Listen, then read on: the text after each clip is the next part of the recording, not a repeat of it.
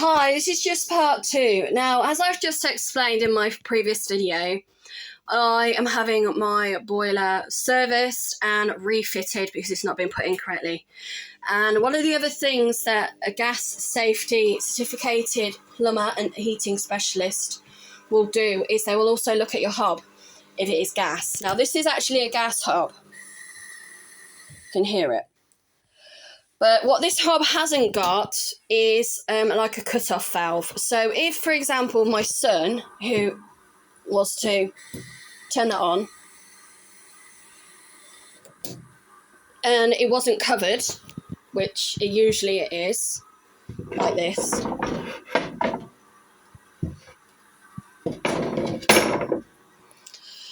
And yes, I shall do a video on how to clean your chopping boards, okay? Because I don't use these. They're just literally to cover my hob with. I used to use them, but now I don't. But there are some tricks in order to obviously get rid of these stains on the chopping boards. Sadly, one of the reasons I don't like using them is because they've put this groove in, which looks absolutely nice, and and it's been done to give the work surface a little bit of decoration, but it's a real bacterial trap. So it would have just been better if I could have got some that didn't have this sort of groove around the outside, because when you are kind of chopping and cleaning and cutting and stuff, obviously debris gets stuck in here and it can be quite difficult to remove, and that's just salt, because all I used to use was just salt and lemon, fresh lemons to clean it, but I'm probably going to have to use some bicarb. So as a rule, obviously for health and safety reasons, because of my son's SEN needs, we never use the hob in the house. I used to, and there is a video of me actually being electrocuted, but that was mainly because I wanted to check that it worked before I had it serviced, but then the service never took place. So, unfortunately, in some ways it's a blessing in disguise, in other ways it's a curse. To actually turn this hob on, you have to pull out the oven, which is electric and doesn't work. So again, this is another appliance that my landlord put in and it doesn't work. Now, the door doesn't close. And what my landlord told me to do is, when it used to work, which it doesn't anymore, was to put a chair in front of the door to use it. So all I use it for now is storage. That is it. It's just a storage cupboard for my my moulds and my wax, my old slow cooker, which I haven't really used at the moment, but I'm considering using at some point for an art project. So I don't know if I realised what was in here. But yes, it never came with any trays either, so I had to buy what they call the extendable ones offline. And I just found them to be a real health risk, because what would happen is, over time, obviously, as you know, metal expands and it contracts. So they kept moving, and for some reason, obviously I must have brought the wrong ones. They've supposed to have these like little pins underneath that you tighten up once you've adjusted the tray to the size of the oven that you need them for. And they kept falling. So again, I just didn't want to use them, to be honest, but he gave me an oven without any trays in, or any of these grills in, which told me straight away that this was not a new oven. He had probably got it from an auction house or car boot sale or somewhere. So the first time I used this oven, I wasn't aware that it didn't close properly. I mean, you can literally see how much of a gap there is in the oven. So this is what happened. All of these marks here on these drawers is where the oven actually caught on fire. So the top drawer, that sustained the most damage. So what I ended up doing was I ended up having to take off all the plastic, and then I painted it. and I haven't bothered to paint it since. And then the same thing happened with the bottom drawer.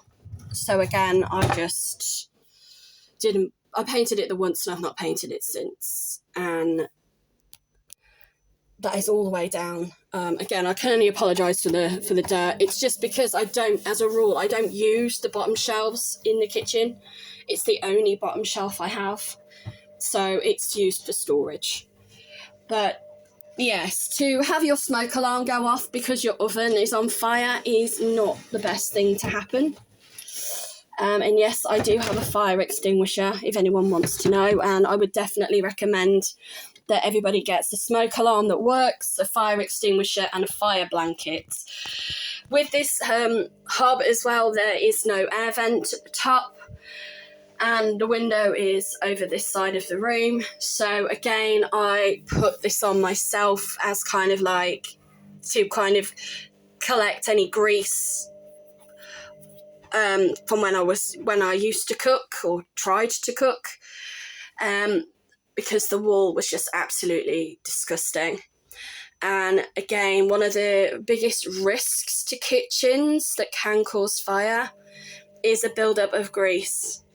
And I'm no disrespect to anyone who's Indian, but I have been to Indian kitchens where they use ghee a lot in their cooking, and I've literally gone into my friends' kitchens in the past in shared houses, and you literally could do that on the wall and your fingers would be covered in ghee because there's that much fat on the walls. And I've had to say, oh my God, how is your house not set on fire? And I even have known and met Indian landlords who will not rent their houses out to Indians because of their cooking habits, because they don't want their house to set alight. So again, even chip pan fires are a huge worry. I used to work in hospitality and catering, and cleaning the kitchen, making sure that all of the grease was removed was something that had to be done on a daily basis. There was no ifs, buts, or maybes about it. Every single establishment, hand on my heart, that is the only positive thing I can say about all of the establishments I worked in within the hospitality and catering sector, was they took the risks of fire safety in the kitchen seriously.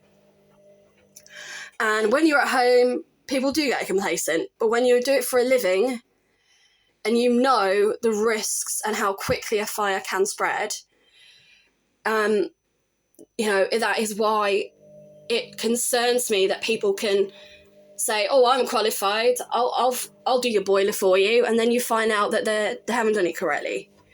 So, like I said, this is a gas hob.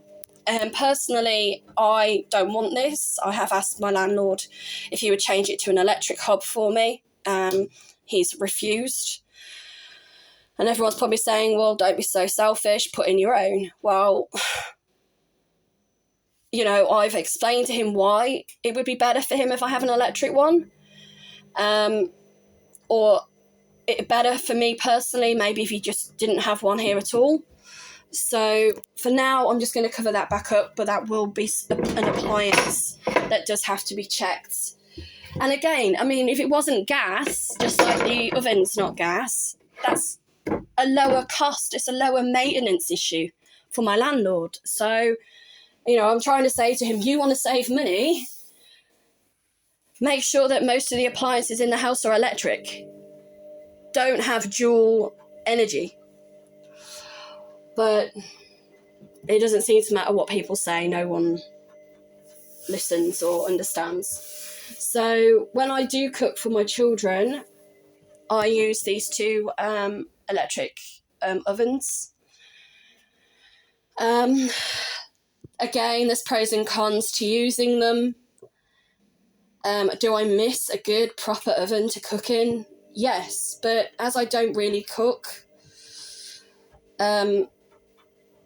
what is really good about these is they do have a timer to kind of prevent me from burning stuff. Believe me, I still burn things. And this is the reason why I have to order in, because timing to me doesn't mean anything. And everyone's like, well, get an oven with a timer. And I'm like, okay. But that's like saying, use a microwave because they have a timer on them too. And believe me, anyone who knows me knows that you don't put me near a microwave. Because I've already set 3 on fire. And even when I did work in hospitality and catering, a lot of the time they would be a lot more powerful than the sort of microwaves or ovens that you have at home. And they wouldn't even let me touch them. So, yeah, I wasn't too happy about that one, but they just decided it was probably for the safety of everybody that I didn't use the microwaves at work. Otherwise, there would have probably been a fire. Because, as everybody's probably aware, a lot of the food that you do eat when you go out isn't fresh. It is highly processed, and it is nuked in a microwave, put onto a plate, and then charged at £10 a plate instead of £1.75, which is probably how much the meal cost wholesale. So, yes, I will keep you posted as to how the servicing of these appliances takes place over today. If anyone else wants to comment or, wants to name and shame rogue landlords or rogue people that unfortunately aren't qualified to do the jobs that they claim they're qualified for, that'll be great. Thank you.